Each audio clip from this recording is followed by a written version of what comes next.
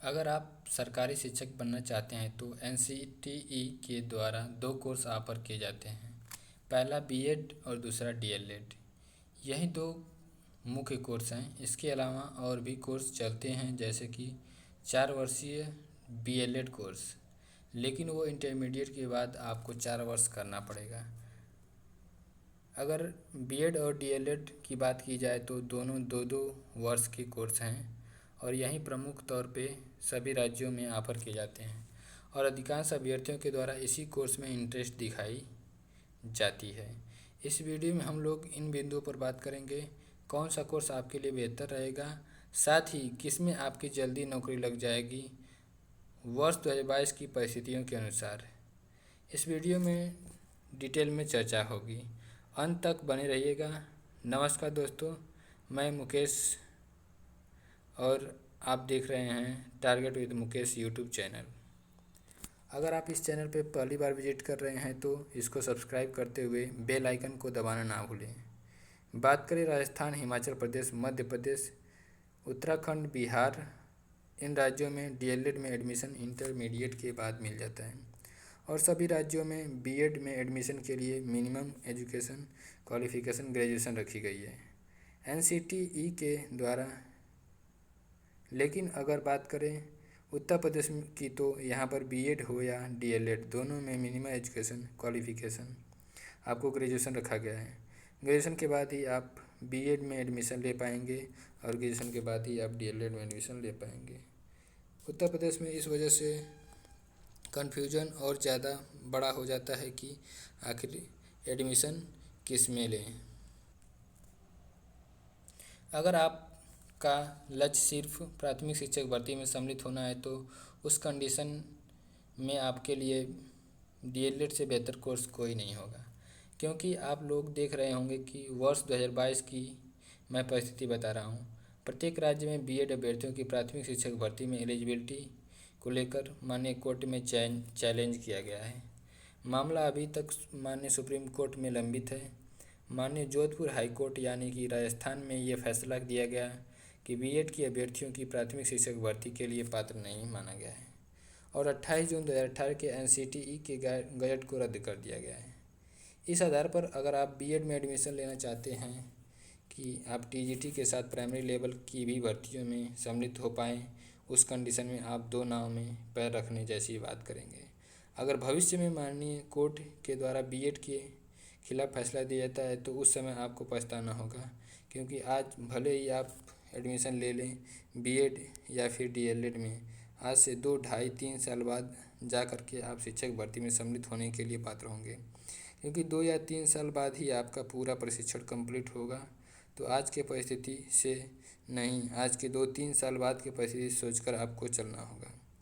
आपके लिए क्या बेहतर होगा तो ये मैंने बता दिया कि बीएड को लेकर अभी संशय है, प्राथमिक शिक्षक भर्ती में पात्र होंगे या नहीं।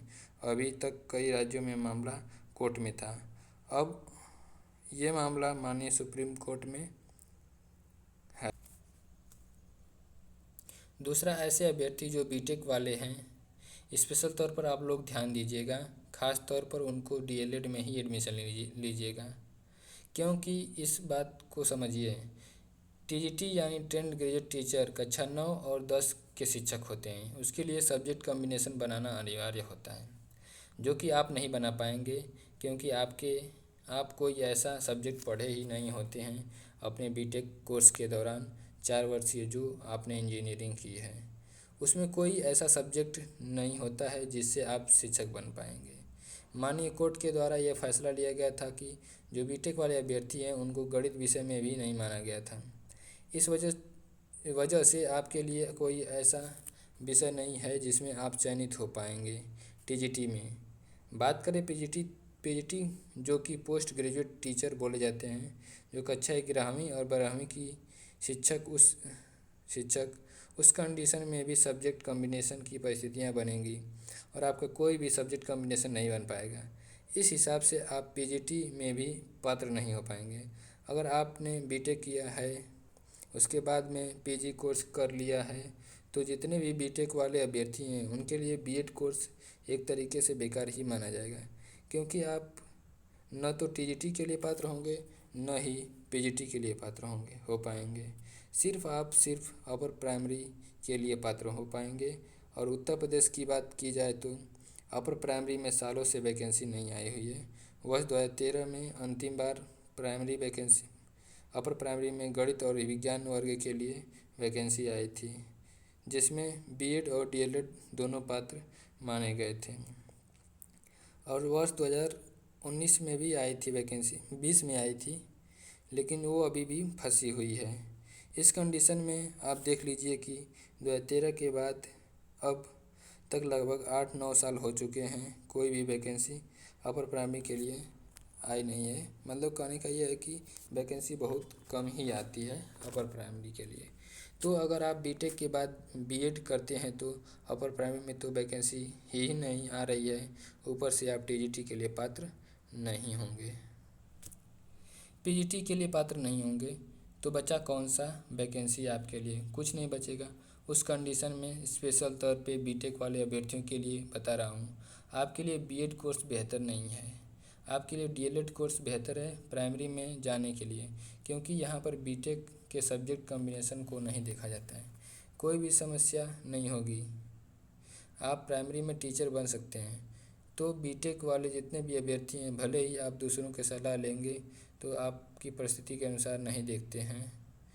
देखिए इस समय धारणा क्या बनी हुई है कि यदि आप बीएड कर लेते हैं तो प्राइमरी के साथ अपर प्राइमरी टीजीटी, और अगर आप पीजी हैं तो पीजीटी तक, यानी कक्षा 1 से 12वीं तक शिक्षक बनने के लिए पात्र हो जाते हैं। अगर पीजीटी की बात की जाए तो यहाँ पर बीएड कोर्स अनिवार्य नहीं है।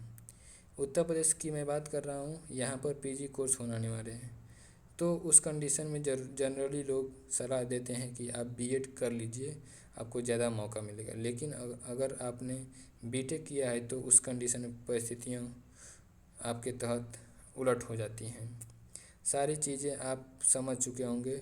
मैं उम्मीद करता हूँ कि इसके अलावा अगर आप जल्दी नौकरी पाना चाहते हैं तो उस कंडीशन में आपको हर हाल में प्राइमरी के लिए ही जाना होगा, क्योंकि प्राइमरी में जो वैकेंसी आती हैं बल्क में आती हैं, एक साथ हज़ारों की संख्या में वैकेंसी आती हैं।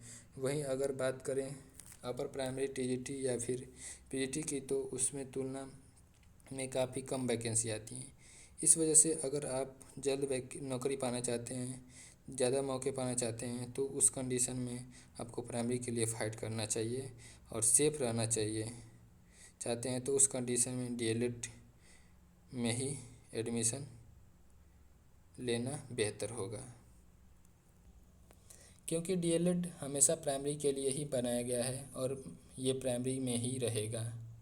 लेकिन अगर बात करें बीएड की तो लगातार कई राज्यों में चैलेंज किया जा रहा है बीएड की एलिजिबिलिटी को लेकर कि भविष्य में बीएड प्राथमिक में रहेगा अथवा नहीं रहेगा, इस बात पर संशय बनाया हुआ है। इस वजह से आज से लगभग 3 साल बाद आप कंपटीशन के लिए तैयार होंगे तो हो सकता है कि आप कोर्स ही प्राइमरी से हटा दिया जाए, या फिर रहे तो आप इस संशय में रहेंगे कि आप बीएड करने के बाद प्राइमरी के लिए एलिजिबल हो भी पाएंगे अथवा नहीं।